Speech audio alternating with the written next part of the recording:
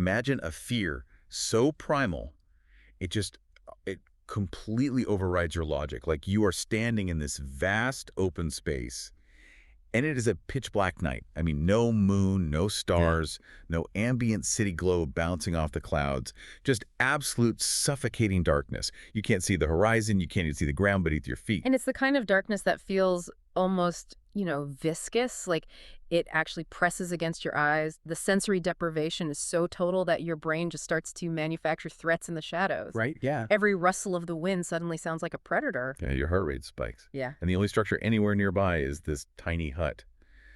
But here is the catch with the hut. The inside of this hut is just as aggressively dark as the night outside. Exactly. There's no light in there at all. None. There are no lanterns in there, no glowing embers, no windows, just more blackness, but surrounded by 4 walls and a roof. And standing beside this hut with you is a really large group of people. Which is what turns this from a simple, spooky thought experiment about fear into one of the most intricate maps of human psychology we've encountered. It really is. So welcome to the deep dive. Today, we are stepping right into this darkness to unpack a single, highly concentrated excerpt translated from Arabic. It's a text called Beyond the Hut, Divine Light and the Prison of Imitation.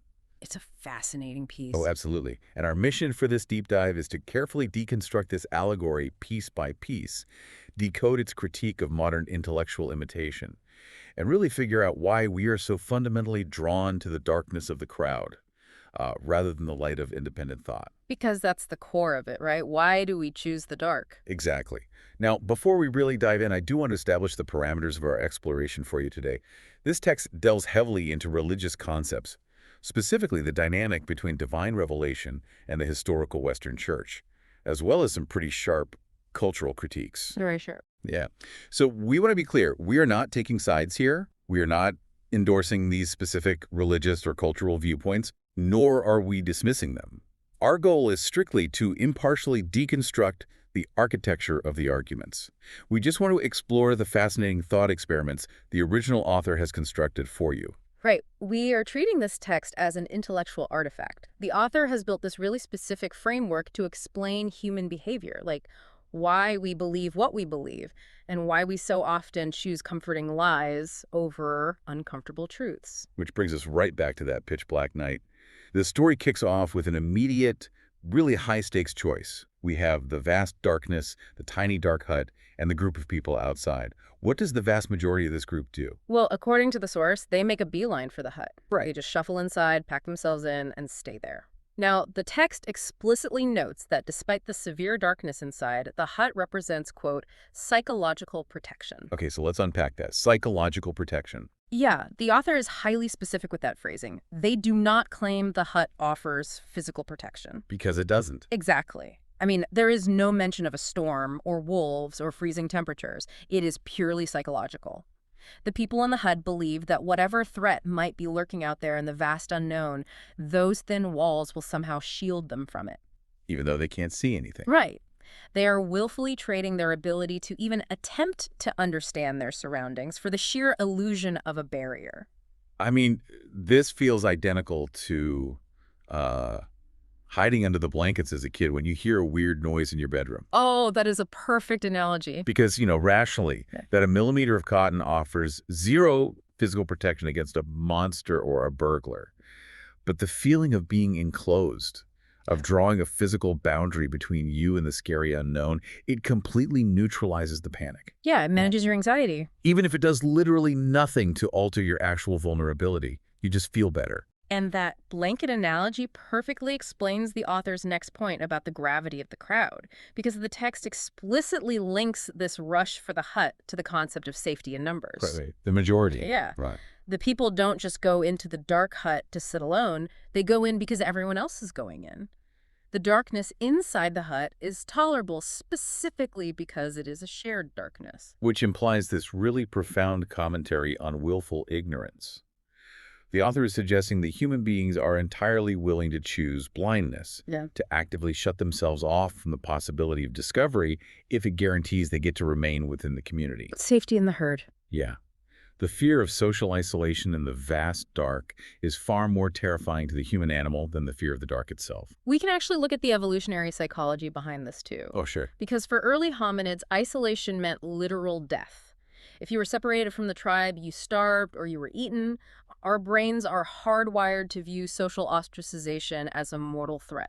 It's a survival mechanism. Exactly. And the author of this text, centuries or decades before modern psychology codified these ideas, is mapping out the exact same mechanism. The hut is the tribe. The darkness is the price of admission. Wow. You basically agree not to look too closely at reality as long as the tribe lets you stay inside and be part of the group. But if the hut is that deeply tempting, there has to be a profound psychological cost for the few who refuse it. Like, what happens to the outliers who just cannot stomach the illusion of safety? Because the source text does introduce a second group. It does. It introduces a small minority who completely reject the hut. Yeah, they stay out in the pitch black night and they start groping around in the dark to find firewood Oh. because they want to build a fire. And the vulnerability required for this is immense. I mean, think about it. While the majority is huddled together inside, experiencing that warm, false security, this minority is out in the open. Completely exposed. Fully exposed. They are actively using their hands to feel the dirt, the sharp branches, the unpredictable environment. They are engaging with reality on its own harsh, blinding terms. And the text says that eventually their efforts pay off. They actually manage to start a fire. But here's the specific detail the source provides, and this is so interesting. This fire gives them a light, but it is a weak light that does not reach beyond a few meters. Right, a weak light. Still, it is better than the absolute darkness and grants them, quote, some safety. And because of this, they become known as the enlightened. This is where the allegory transitions into a very precise map of human epistemology. Epistemology, so how we know what we know. Exactly, the philosophy of knowledge. The author uses this group to represent human reason, intellect, and scientific inquiry. Okay, that makes sense. Because the first group was passive, right? They inherited a dark structure and just sat down. But the second group is active. They test hypotheses, they gather data, which is the firewood, and synthesize it into a tool. I do struggle with this part of the text, though. By heavily emphasizing how weak the light is and how it only reaches a few meters, it sounds almost anti-intellectual. How so? Well, in almost every other human myth, Prometheus, the discovery of electricity, the Enlightenment itself, building the fire, is the ultimate triumph of human ingenuity. Are they just setting up this unwinnable game where human achievement is always dismissed? Like, why cap their achievement at a weak glow? I totally get why it reads that way, but that tension you are feeling is entirely intentional by the author. It's actually not anti-intellectualism. It is a concept called bounded rationality. It's a bounded rationality. Right. The author is setting up a hierarchy of truth. Human intellect is incredibly noble in this framework. It requires massive effort, it requires rejecting the false comfort of the herd, and it provides genuine, localized safety. Localized safety. Yeah, if a predator steps within those few meters of the fire, you can actually see it, unlike the people in the hut who are just hoping the walls hold up. So the fire is objectively superior to the hut. Oh, absolutely, without a doubt. However, the author is making a structural argument about the biological and temporal limits of the human mind. No matter how brilliant we are, no matter how much firewood we gather, our fire can only ever illuminate a small radius around us. We can't light up the whole sky. Exactly. We cannot light up the entire vast night sky with a campfire. Science and reason illuminate the immediate mechanisms of our reality. How cells divide, how gravity curves space-time, but they do not necessarily illuminate the ultimate why of the universe.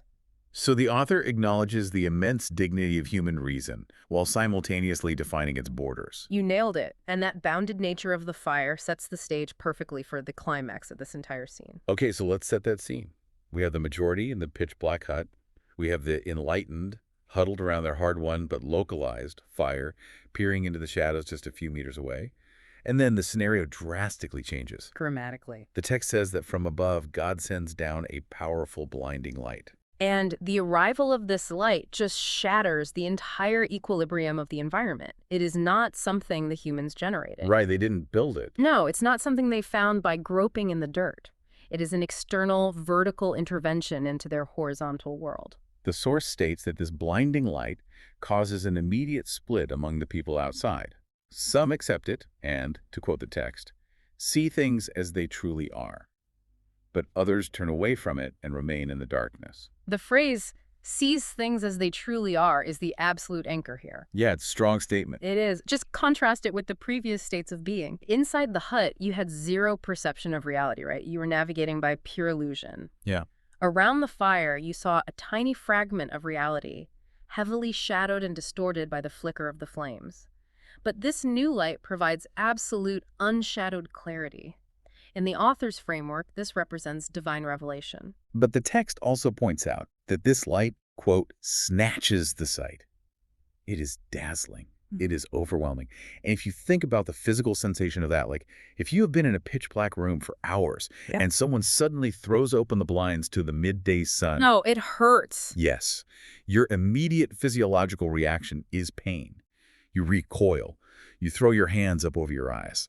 And the psychological realism of that reaction is profound. Absolute brilliance when you are accustomed to darkness or the dim, controllable glow of your own campfire is terrifying. It's too much. It exposes everything. It shows you the vastness of the space you're in, which makes you feel small. It shows you the true, flimsy shape of the hut. And it makes the fire you worked so hard to build look completely insignificant. So it requires a conscious, active choice to fight that reflex. Yeah. You have to force yourself to keep your eyes open and accept the pain of adjusting to the light, rather than just retreating back into the comfort of the shadows. Exactly. The light of revelation in this allegory is not presented as a warm, fuzzy, comforting blanket. It is a harsh, uncompromising exposure of reality. And this completely recontextualizes the people who ran into the hut at the very beginning. Oh, right. If you were hiding in the hut, you wouldn't even see this blinding light from above. Not at all. You have literally built a roof over your head to block out the sky. You have walled yourself off from the absolute truth out of a preliminary fear of the unknown. Which brings us to the core thesis the text explicitly lays out. The author drops the metaphor here and states that this physical scenario exactly mirrors how most people deal with the tension between revelation and the human mind. The allegory is the reality. Yeah, the night, the hut, the fire, and the blinding light represent the diagnostic reality of the human condition. Meaning we have to ask the uncomfortable question the text wants us to ask. If the goal of a conscious being is to understand reality, to see things as they truly are, why is the default human setting to run into a lightless box? Like, why is independent thought the rare exception? Because, the text argues, most people strongly prefer to remain in what it calls the darkness of imitation. Imitation. I have to say, that is a heavy, almost insulting word to use for human behavior. It feels insulting, but it's incredibly precise. In the context of this source, imitation, or blind following, is the real-world waking life equivalent of the dark hut. Okay, how so? Well, the author argues that people fundamentally do not want to endure the cognitive friction of thinking for themselves. Independent thought, much like groping for firewood in the pitch black, is energetically expensive. It's hard work. It's very hard work. It is lonely, it is fraught with error, and it forces you to confront your own ignorance on a daily basis. Cognitive friction is such a good way to frame it. Yeah. Think about how we consume information today just in our daily lives. It is infinitely easier to adopt the prevailing opinion of our social circle, which is basically our digital hut, than to venture out, risk being ostracized by our peers, and actually investigate the raw facts ourselves. Oh, absolutely. Like, if my entire feed is outraged about a specific topic, the path of least resistance is to just be outraged too. It feels safe. It feels like belonging. You're in the hut. Exactly. To actually stop, read the primary sources, analyze the data, and potentially arrive at a conclusion that alienates me from my friends, that sounds exhausting and socially dangerous. You are trading intellectual sight for emotional comfort. The brain is an energy-hogging organ. It wants to conserve calories. Heuristics, biases, and adopting the consensus of the tribe are all evolutionary shortcuts to save energy. That makes total sense. The author is diagnosing this laziness as the root of human delusion. But the text does not leave imitation as a vague, monolithic concept. It actually breaks it down into two very distinct categories. Right. The text says there are two types of imitation going on in the world. The first is imitating societal heritage. This means blindly following the traditions of your ancestors, your local society, the way things have always been done. This represents the classic conservatism of the hut. It is the belief that the past is inherently authoritative simply because it is the past. Tradition for tradition's sake. Exactly. If my grandfather sat in this dark corner of the hut and his father before him, then this must be the safest place to sit. There is no active evaluation of whether the tradition is actually true, moral, or useful. It is inherited without friction.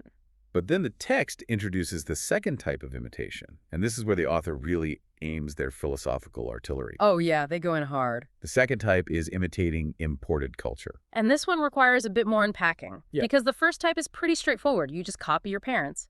But this second type involves looking outside your own context, finding a foreign intellectual or cultural movement, and blindly copying that instead. While still believing you're being independent. Exactly. That's the kicker. The dynamic here is fascinating because on the surface, these two groups, the traditionalists who follow societal heritage and the modernists who follow imported culture, they look like mortal enemies. Completely opposed. Yeah, if you look at any political or cultural landscape, these are the two factions constantly at war.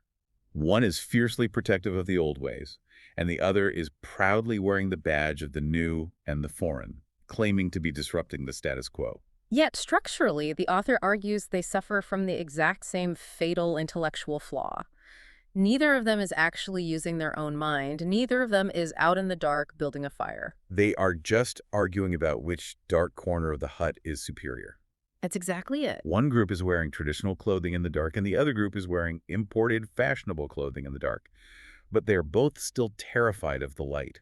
They have both abdicated the responsibility of independent reason. They have just chosen different crowds to hide with. The traditionalist hides with the ghosts of their ancestors, and the modernist hides with the prestige of a foreign culture. And this leads directly to the text's most severe and paradoxical critique of the modern intellectual landscape. The text narrows its focus completely to critique that second group, the ones who imitate imported culture.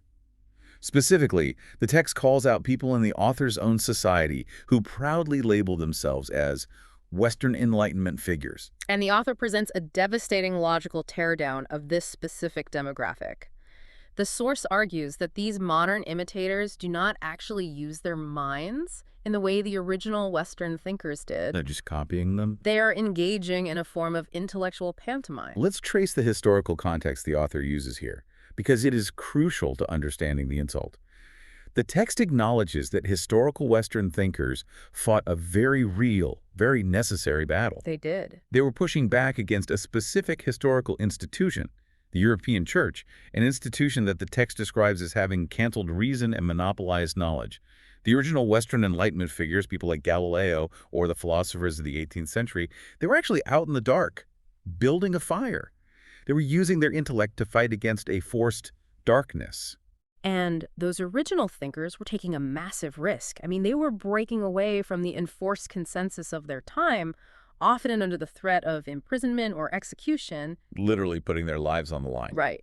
Their rebellion was authentic because it was a direct response to their immediate environment. But the imitators, the people in the author's context who are just importing this Western framework wholesale, they're copying the aesthetic of that rebellion without facing the same reality. The author points out a massive, glaring logical flaw here. If these modern imitators actually used their minds, if they were truly as enlightened as they claim to be, they would look around and realize that the specific problem the West faced is not a problem in their own context. Because the ecclesiastical monopoly on truth that sparked the Western Enlightenment did not exist in the same way in the author's cultural and religious context. The text says, and this is the crux of the argument, that in their own context, their own revelation, their foundational religious framework, quote, still urges the use of reason and condemns the imitator. So these modern intellectuals are putting on the heavy armor of the Western Enlightenment, grabbing a broadsword, and charging out to slay a dragon that doesn't even exist in their own backyard. It is the ultimate form of anti-intellectual cosplay. They are importing a solution to a problem they do not have. It is like wearing full scuba gear to walk across the Sahara Desert, just because you saw a documentary where someone looked really brave and cool wearing scuba gear in the Mariana Trench. That's a hilarious image, but it's completely accurate. Right. You aren't adapting to your reality. You are just copying a look to signal to others how sophisticated you are. And by doing so, they prove the author's exact point. They are not using reason. If they used reason, they would analyze their own native revelation, see that it inherently demands intellectual rigor and condemns blind following, and they would align themselves with it. They wouldn't need the imported stuff. Exactly. They would realize they don't need the imported framework to justify independent thought. Instead, out of a desire to belong to what they perceive as a superior or modern imported crowd, they blindly follow a foreign paradigm. Which makes them, ironically, the most deeply entrenched residents of the dark hut of imitation. They think they are the enlightened ones by the fire, but they are just huddled in the hut wearing scuba gear in the dark. The author uses this historical mismatch to brilliant effect. It exposes the laziness of imported intellectualism. It challenges the reader to ask, are you rebelling against an actual constraint in your life, or are you just adopting the posture of a rebel because it is fashionable? So if the text is systematically tearing down all these options, if blindly following your local tradition is just hiding in the hut, and if importing a foreign enlightenment is also just hiding in the hut, what is the way out? What does the ideal path actually look like, according to this source? The text concludes by identifying a very rare minority of people. These are individuals who genuinely respect their own minds. They absolutely refuse the safety of the hut. They reject both the mindless imitation of their ancestors and the fashionable imitation of imported trends. They are the ones who actively build the fire of reason. But the text doesn't stop at the fire.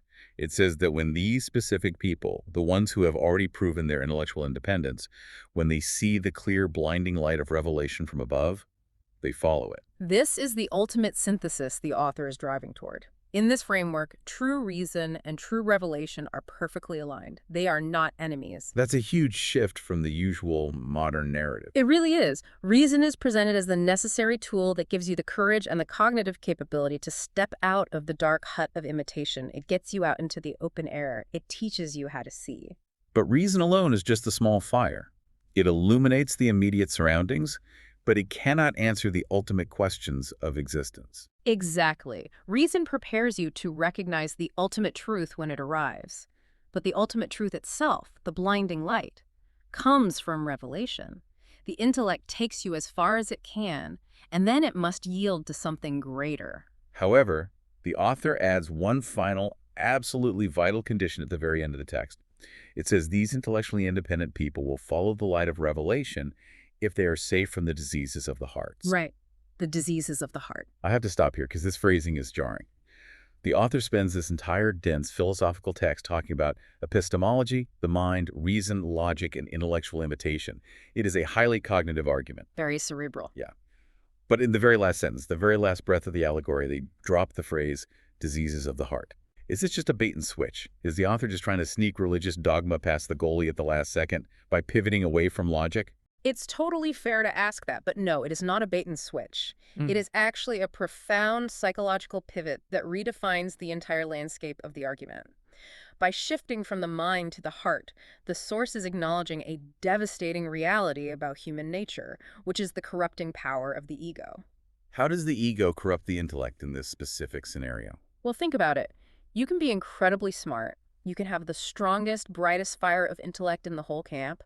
You can be completely free of societal imitation, well-read, scientifically literate, and fiercely independent. The true intellectual. But if your heart is diseased, if you are infected with arrogance, pride, or a stubborn desire to be the author of your own truth, none of that cognitive power will save you from the dark. What exactly does the text imply by diseases of the heart in this philosophical context? Like, what are those diseases? In the spiritual traditions this text draws from, diseases of the heart are not cardiovascular issues, right? They are psychological ailments. They refer to pride, envy, malice, and specifically the arrogance of the intellect. The arrogance of the intellect. Yes. It is the belief that because you understand how to build a fire, you are the master of the universe. Ah, it's the sunken cost fallacy of intellectualism. Ooh, say more about that. Well, imagine you were the person who spent all night out in the cold dark. You braved the unknown. You scraped your hands finding the wood. You used your brilliant intellect to spark the flame when everyone else was hiding. You're deeply proud of that fire. It is your creation. It defines you. Yeah. And then suddenly this massive blinding light from heaven washes out your little fire completely. It makes your incredible, hard-won achievement look tiny and insignificant. And if you have a disease of the heart, if you are arrogant, you will hate that blinding light. You will resent it for diminishing your fire. Your ego will not allow you to submit to a truth that you did not invent yourself. Because accepting the light means admitting that your fire, as great as it was, wasn't the ultimate source of illumination. It requires humility. Exactly. The smartest people are often the most adept at rationalizing their own biases.